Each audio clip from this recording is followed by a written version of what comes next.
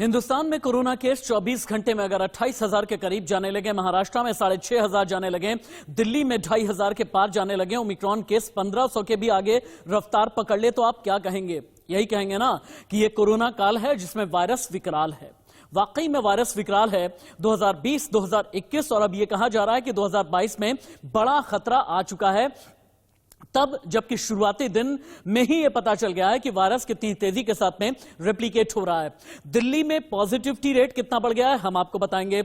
महाराष्ट्र में संक्रमण की दर कितनी तेजी के साथ में बढ़ने लगी है ये आपको दिखाएंगे। आपके शहर की खबर, आपके गांव की खबर, आपके पॉकेट की खबर, हर एक ऐसी खबर जिसका सरोकार है आपसे, यानी ओमिक्रॉन कितना ज्यादा खतरनाक हो जाएगा, ओमिक्रॉन आने वाले दिनों में कितना बड़ा खतरा पैदा करने वाला है। और जैसा कि मैंने बार बार बताया कि ओमिक्रॉन और डेल्टा अगर मिल गए तो ये डेल्मिक्रॉन भी बना सकता है। और हां, सबसे बड़ी बात यह है कि जो फ्लू के साथ कोरोना मिला है इजराइल में, जिसे यह कहा जा रहा है कि ये कुछ फ्लूक्रॉन किस्म का या फिर फ्लोरोना किस्म का एक नया वायरस है, एक नया म्यूटेंट है, ये क्या भारत में भी दस्तक आने वाले दिनों में दे सकता है? भारत के अस्पताल कितने तैयार हैं, भारत के कोविड सेंटर कितने तैयार हैं, आरटीपीसीआर टेस्ट कितने हो रहे हैं, जीनोम सीक्वेंसिंग कितनी हो रही है, और आपके लिए, आपको बचाने वाली, आपकी समझाने वाली खबर मैं आपको दिखाऊंगा। नमस्ते, मैं राशिद। पूरे हिंदुस्तान में संक्रमण की रफ्तार बहुत तेज हो चली है।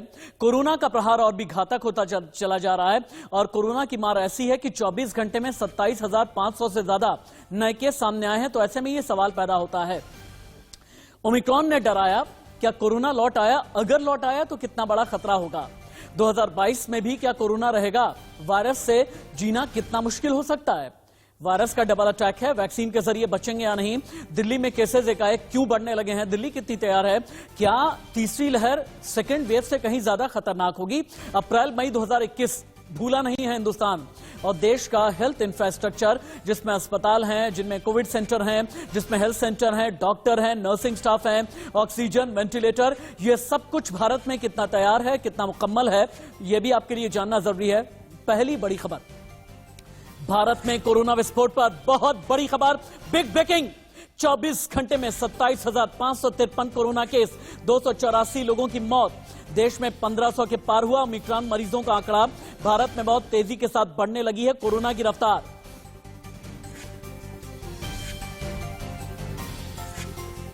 क्यों हमने ये कहा शुरुआत में ही कि कोरोना काल है और वायरस विकराल होता जा रहा है? अब ये जानने के लिए आप देखें, हमने कुछ डेटा निकाला है, वो डेटा जिसकी वजह से हैरानी हो रही है डॉक्टर्स को, विशेषज्ञ को, वैक्सीनेशन के जानकार लोगों को और ऐसे एक्सपर्ट्स को जिन्होंने पिछली फर्स्ट वेव और सेकेंड वेव में बहुत बड़ी लड़ाई लड़ी है। जानते हैं आप, दिल्ली में 50% का कोरोना केसेस में अभी तक पिछले 8 दिन में उछाला गया है। भारत में पॉजिटिविटी रेट अभी तक 1 के नीचे जा रही थी, लेकिन आज की तारीख में 3.64% पॉजिटिविटी रेट है। महाराष्ट्र में 32,225 एक्टिव कोरोना केस हैं और दिल्ली में एक्टिव कोरोना केस हैं 6,360। इसीलिए हम ये कह रहे हैं कि वायरस लगातार अपना रुख बहुत खतरनाक करता जा रहा है। अभी तो जनवरी शुरू हुआ है ना, दिसंबर आखिर के अगर आप हालात देखेंगे आप भी यही कहेंगे कि दिसंबर ने तो डरा करके रख दिया। 25 दिसंबर 6,987 केस, 162 मौत 24 घंटे में। 26 को कमोबेश थोड़ा सा आंकड़ा बढ़ा, 6,531 केस, 315 मौत। 27 दिसंबर 6,358 केस, 293 मौत। 28 दिसंबर 9,195 केस, 302 मौत। 29 दिसंबर 13,154 केस, 268 मौत। 30 तारीख को 16,764 केस, 220 मौत। और 31 दिसंबर यानी साल का आखिरी दिन जब 22,775 केस 24 घंटे के अंदर आए और 406 लोगों की 24 घंटे के अंदर मौत हो गई। लेकिन दिल्ली के डॉक्टर्स का क्या कहना है, दिल्ली के हेल्थ एक्सपर्ट्स का क्या कहना है, दिल्ली की तैयारी क्या है? हालांकि दिल्ली में येलो अलर्ट है, कहा यह जा रहा है कि आगे अंबर अलर्ट, ऑरेंज अलर्ट या फिर रेड अलर्ट की भी तैयारी डीडीएमए ने करके रखी हुई है। दिल्ली सरकार अच्छा काम कर रही है, बेहतर काम कर रही है। दिल्ली के मुख्यमंत्री बार बार एक्टिव रहते हैं, दिल्ली के उप मुख्यमंत्री भी एक्टिव हैं, लेकिन खुद दिल्ली कितनी तैयार है? नवीन निशांत की रिपोर्ट। ओमिक्रॉन के मामले लगातार बढ़ते जा रहे हैं, जिसके बाद सरकार भी लगातार सतर्क हो गई। आपको बता दें कि राजधानी दिल्ली में अब तक ओमिक्रॉन के 351 मामले सामने आ चुके हैं, तो उसमें से वहीं 57 मरीज पूरी तरह से ठीक होकर डिस्चार्ज हो चुके हैं। आपको बता दें कि न सिर्फ ओमिक्रॉन बल्कि राजधानी दिल्ली में कोरोना के मामले भी लगातार बढ़ते जा रहे हैं। और बीते 24 घंटे की बात करें तो पिछले 24 घंटे के दौरान राजधानी दिल्ली में कोरोना के 2716 नए मामले सामने आए हैं, जिसके बाद कहीं ना कहीं लगातार जो सरकार है वो भी अलर्ट मोड पर है। आपको बता दें कि लगातार राजधानी दिल्ली में कोरोना और ओमिक्रॉन के मामले बढ़ते जा रहे हैं। कुछ दिनों पहले तक जहां ओमिक्रॉन के मरीजों की संख्या 10 से 12 थी, तो वहीं ये आंकड़ा अब बढ़कर 351 पहुंच गया है। तो वहीं डेल्टा वेरिएंट की कोरोना की बात करें तो उनके मामलों में भी लगातार उछाल देखने को मिल रहा है। और पिछले एक हफ्ते के दौरान राजधानी दिल्ली में 6000 के करीब डेल्टा वेरिएंट के कोरोना मामले सामने आए हैं, जिसके बाद सरकार लगातार अलर्ट पर है, लगातार मीटिंगों का दौर जारी है और सरकार की तरफ से दिल्ली में कई तरह की पाबंदियां भी लगाई गई हैं। जर्नलिस्ट जेना के साथ Naveen Nishant, India news, Delhi. Corona पर जम्मू कश्मीर से बहुत बड़ी खबर आ रही है। इस वक्त की बिग ब्रेकिंग है जम्मू कश्मीर से, जहां पर वैष्णो देवी यूनिवर्सिटी के 13 छात्रों को कोरोना हो गया है। रियासी जिले में ये यूनिवर्सिटी आती है। जिले के जो उपायुक्त हैं चरणदीप सिंह ने आदेश जारी कर दिया है।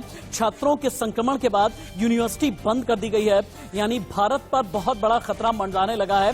लेकिन आपके लिए बहुत जरूरी है यह जानना कि ऐसे में मास्क आपको किस तरीके से बचा सकता है, मास्क कैसे आपको खरीदना चाहिए, मास्क का चयन किस तरह से करना चाहिए। इस पर एक रिपोर्ट हमने तैयार की है। जब भी मास्क आप लेने जाए ना, किसी केमिस्ट के पास में जाए या किसी भी स्टोर पर अगर आप जाते हैं, पहली चीज जो आपको देखनी है लेयर। ऐसा मास्क खरीदें जो 2 या 3 लेयर से बना हो। सिंगल की तुलना में 3 लेयर वाला जो मास्क होता है ज्यादा सिक्योर होता है। और जो ड्रॉपलेट होते हैं, अगर किसी की भी सांस के जरिए ड्रॉपलेट आता है जिसमें संक्रमण है, ये बचा लेते हैं। अगला फिर आ जाता है फिल्टर वाले मास्क। कपड़ों के मास्क में ही फिल्टर लगा हुआ आता है, साधारण मास्क की तुलना में ये बेहतर होते हैं। फिर आ जाता है नोज वायर मास्क, यानी यहां पर नाक के पास जो आकर के बिल्कुल फिट हो जाता है। बेहतर फिटिंग के लिए स्टील की एक पट्टी लगी होती है और स्टील की जो पट्टी है ये नाक के आसपास अच्छे से फिट हो जाती है। उसके बाद नीचे यानी लिप्स के आसपास या चिन के आसपास ये नहीं आती है और ये फिट रहती है। जब भी आप जाएं मास्क लेने के लिए तो आपको इन 3 बातों का ख्याल रखना है। आप समझ गए होंगे। पहले तो आपको फिटिंग देखनी है, इसके अलावा आपको यह देखना है कि कितने लेयर का आप मास्क देख रहे हैं। N95 अगर खरीदते हैं ज्यादा अच्छा रहेगा। लेकिन मास्क कैसे सुरक्षित रखते हैं आप ये भी देखें। पहले आ जाता है कपड़े के मास्क। इनसे नुकसान हो सकता है, इन्हें इस्तेमाल आप नहीं करें तो बेहतर है। कपड़े के मास्क में 75% के आसपास लीकेज होता है। कपड़े के मास्क सूक्ष्म कणों को बचा नहीं पाते हैं। जो कपड़े के मास्क होते हैं बड़े ड्रॉपलेट्स आर पार चले जाते हैं। फिर आ जाता है N95 मास्क। कोरोना से 95% 95% सिक्योर आप रहते हैं N95 मास्क के जरिए। डिस्पोजेबल मास्क है फिर 85% तक सुरक्षा देते हैं। 3 लेयर सर्जिकल मास्क का इस्तेमाल आप कर सकते हैं, बहुत बेहतर मास्क होते हैं। भीड़ वाली जगह पर अगर जाते हैं N95 K95 मास्क लगाएं। मास्क सही फिटिंग का हो, इसका भी ध्यान रखें। थोड़ी देर पहले मैंने आपको बताया था ना, स्टील की पट्टी वाला मास्क अगर लेंगे ज्यादा अच्छा रहेगा। डबल मास्क पहनने से सबसे अच्छी सुरक्षा मिलती है। आप ये भी कर सकते हैं कि एक सर्जिकल मास्क पहने, एक N95 मास्क पहने तो ज्यादा अच्छा रहेगा। लेकिन डॉक्टर्स कुछ और भी बातें बताते हैं। डॉक्टर्स का यह कहना है कि बार बार अपनी स्किन जरूर आप देखते रहें। क्यों, समझिएगा आप। स्किन रैशेस से आपको सावधान रहने की जरूरत है। क्यों सावधान रहने की जरूरत है? ये क्या है ना कि अगर हाइव्स यानी शीत पित्त जैसा अगर रैश आता है, स्किन पर अचानक चकत्ते आ जाते हैं, ये ओमिक्रॉन हो सकता है। और खुजली होती है, कुछ समय में गायब हो जाता है। रेडिश यानी लाल रंग का ये चकत्ता सा होता है। घमौरी या चिकन पॉक्स जैसा अगर रैश है तो भी आपको अलर्ट होने की जरूरत है। ये अलार्म हो सकता है ओमिक्रॉन का। कोहनी में यानी यहां पर घुटने में और हाथों में इस तरह के रैश होते हैं। घमौरी या चिकन पॉक्स जैसे रैश, छोटे लाल चकत्ते होते हैं। अगर इस तरह के सिम्टम हैं तो डॉक्टर्स के पास आपको जाना है। फिर आ जाते हैं चिलब्लेन चकत्ते। पैरों और हाथ की उंगलियों में लाल रंग के चकत्ते पड़ते हैं। खुजली बहुत ज्यादा होती है, खुजली की जगह सूजन आ जाती है और ये लक्षण ज्यादातर युवाओं में मिलते हैं। लेकिन अब आपको एक चीज और बताता हूं मैं। पहले डेल्टा के बारे में यह कहा जाता था खांसी के जरिए या छींक के जरिए इस संक्रमण फैल जाता है। लेकिन जानते हैं आप, ओमिक्रॉन तो हवा के झोंके से भी फैल जाता है। पहले खांसी छींक वाला संक्रमण होता था, अब संक्रमित अगर कोई है, हल्की सांस भी आपके सामने अगर ले रहा है तो आप संक्रमित हो जाएंगे। सांस का एक हल्का सा झोंका संक्रमित करने के लिए काफी है। ओमिक्रॉन से हालांकि हॉस्पिटल में भर्ती होने का जोखिम कम है, 50 से 70% कम है, लेकिन संक्रमण की रफ्तार बहुत तेज है। महाराष्ट्र ले लीजिए आप, दिल्ली ले लीजिए, यहां पर इन्फेक्शन रेट बहुत तेजी में बढ़ रहा है। दिल्ली में कोरोना के कुल केसेस में से 46% यानी 46% अकेले ओमिक्रॉन के हैं। और इसीलिए डॉक्टर सुरेश कुमार जो कि मेडिकल डायरेक्टर हैं लोकनायक जयप्रकाश अस्पताल के, वो आपको कुछ कहना चाहते हैं। देखिए,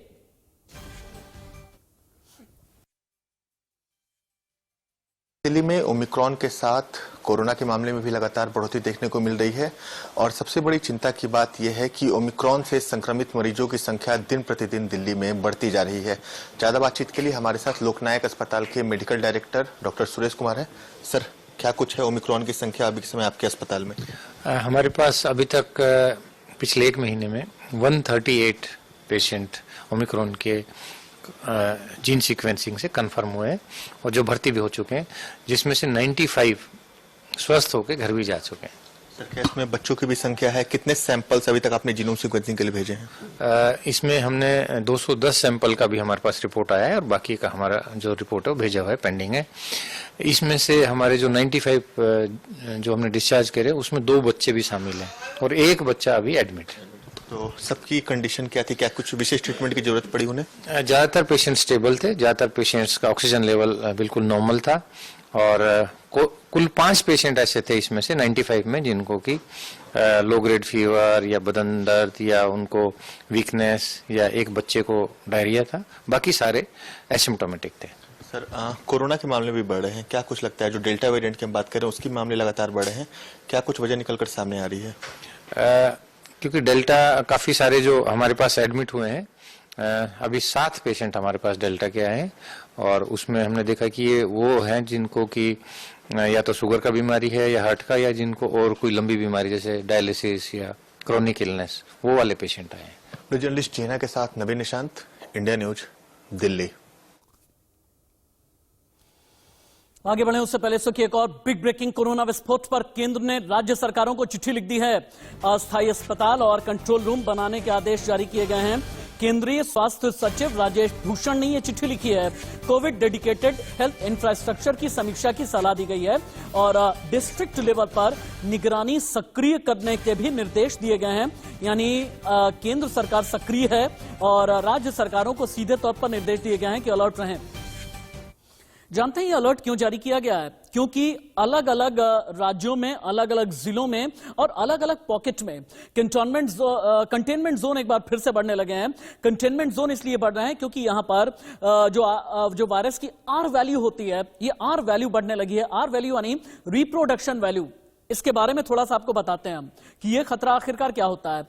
आर वैल्यू, जैसा कि मैंने बताया, रिप्रोडक्शन वैल्यू, आर वैल्यू बताती है कि एक व्यक्ति से कितने अगले इन्फेक्ट हो सकते हैं, यानी कितना संक्रमण बढ़ सकता है। लंबे समय तक आर वैल्यू 1 से ज्यादा रहे तो केसेस बढ़ेंगे, कंटेनमेंट जोन बन जाएगा। 100 इन्फेक्टेड, अगर 100 और को इन्फेक्ट कर देते हैं तो आर वैल्यू हुई 1। अगर 100 लोग 80 को इन्फेक्ट करते हैं तो आर वैल्यू होगी 0.80। दिल्ली और मुंबई की आर वैल्यू 2 से ज्यादा हो गई है, यानी बहुत बड़ा खतरा है। देश में कई महीनों तक 1 से कम रही आर वैल्यू अब 1.22 हो गई है, यानी 100 लोग अगले 122 को इन्फेक्ट कर रहे हैं। और इसीलिए मैं बार बार कहता हूं कि संक्रमण की दर बहुत ज्यादा है। अब आप ये देखें कहां पर कितनी आर वैल्यू है और कौन से वो राज्य हैं, कौन से वो जिले हैं या कौन से वो शहर हैं जो डरा रहे हैं। Delhi R value 2.54, Mumbai R value 2.01, Pune की रिप्रोडक्शन वैल्यू 1.11, बेंगलुरु की भी 1.11 ही है, कोलकाता की 1.13 और चेन्नई की 1.22। इसका मतलब यह है कि इन सभी जगह पर अगर 100 इन्फेक्ट हो रहे हैं, 100 से ज्यादा अगले लोगों को ये लोग संक्रमित कर दे रहे हैं। और इसी के जरिए यह पता लगाया जाता है कि किसी भी इलाके में, किसी भी एरिया को कंटेनमेंट जोन बनाना है या फिर नहीं, क्या मिनी कंटेनमेंट जोन बनाना है या फिर नहीं, कैटेगोरिकली कंटेनमेंट जोन बनाना है या फिर नहीं, लोगों को आइसोलेट करना है या फिर नहीं। दिल्ली से ऐश्वर्या की रिपोर्ट। केसेस हैं वो लगातार बढ़ते जा रहे हैं। जो पॉजिटिविटी दर है वो बढ़कर 2% से ज्यादा हो चुका है। लेकिन आज की स्थिति अगर दिल्ली की देखें, और इस वक्त जहां मैं खड़ा हूं ये कनॉट प्लेस का एरिया है जहां पर तमाम सैलानी, तमाम लोग आते हैं। आप ये तस्वीरों में देख सकते हैं कि किस तरीके से भारी भीड़ आपको यहां पर नजर आएगी। हालांकि अथॉरिटीज जो है वो लगातार लोगों से आग्रह कर रही है कि सोशल डिस्टेंसिंग को मेंटेन रखें, मास्क को लगाना अनिवार्य बिल्कुल कर दिया गया है। लेकिन क्योंकि 10 बजे के बाद से ही नाइट कर्फ्यू शुरू हो जाएगा और कहीं ना कहीं जो ग्रैब के नियम दिल्ली के अंदर लागू हो चुके हैं, जहां पर पब्लिक गैदरिंग्स को पूरी तरीके से बंद कर दिया गया है। 10 बजे के बाद तमाम पब्स, रेस्टोरेंट्स, बार सब कुछ पूरी तरीके से बंद हो जाएंगे। इसके चलते लगातार दिल्ली के अंदर अगर कोई भी इन कोविड वॉयलेशंस का, कोविड नियमों का पालन नहीं करता है तो उनके खिलाफ सख्त से सख्त कार्रवाई की जाएगी। और इसीलिए आप देख सकते हैं कि सड़कों पर भी भारी भीड़ आपको नजर आएगी और पुलिस भी दूसरी तरफ जो लोग मास्क नहीं लगा रहे हैं उनका चालान काटते हुए भी यहाँ पर नजर आ रही है। आप देख सकते हैं तमाम पुलिस प्रशासन के द्वारा यहाँ पर निगरानी बढ़ती जा रही है। हालांकि साफ तौर पर भीड़ एक तरफ ज्यादा से ज्यादा दिल्ली के मार्केट्स में, सड़कों पर आज के दिन नजर जरूर आ रही है और इसका खतरा लगातार मंडरा रहा है दिल्ली सरकार के ऊपर और दिल्ली डिजास्टर मैनेजमेंट अथॉरिटी के ऊपर कि किस तरीके से इस पर काबू किया जा सके। कैमरा पर्सन प्रमोद के साथ ईश्वर जैन, इंडिया न्यूज के लिए दिल्ली से। दिल्ली मुंबई के कोरोना केस में बहुत जबरदस्त उछाल आ गया है। मुंबई में 24 घंटे में 6,347 नए कोरोना केस सामने आए हैं। वहीं राजधानी दिल्ली में 24 घंटे में 2,436 नए कोरोना केस। दिल्ली मुंबई में काबू से बाहर जाने लगे हैं कोरोना केस। मुंबई और दिल्ली में बहुत तेज उछाल आ गया है। मुंबई में 24 घंटे में 6,347 नए केस। दिल्ली मुंबई के कोरोना केस में जबरदस्त उछाल। कमोबेश दिल्ली में भी 24 घंटे में 2,436 नए कोरोना केस सामने आए हैं। आपको याद होगा कि महाराष्ट्र में भी मुंबई फर्स्ट वेव, दूसरी लहर में सबसे ज्यादा अगर प्रभावित कोई रहा था तो फिर मुंबई रही थी। मुंबई में भी धारावी से भी केस सामने आए थे, अलग अलग इलाकों से केस सामने आए थे। और मुंबई के बारे में यह कहा जाता है एक ऐसा शहर है जो कि हमेशा चलता रहता है, भागता रहता है, दौड़ता रहता है। माया नगरी से भी पिछले कई दिनों में कई केसेस सामने आए हैं, जहां पर कपूर फैमिली बीमार हुई थी, जहां पर अरोड़ा फैमिली बीमार हुई थी, जहां पर बड़े बड़े कई पार्टीज से यह पता चला था कि कोरोना के सुपर स्प्रेडर निकल करके सामने आए हैं। लेकिन मुंबई वाले क्या वाकई में सावधान हैं? मुंबई वाले क्या वाकई में अलर्ट हैं? मुंबई वालों को अपनी जिम्मेदारी का एहसास है या नहीं? अभिषेक की रिपोर्ट।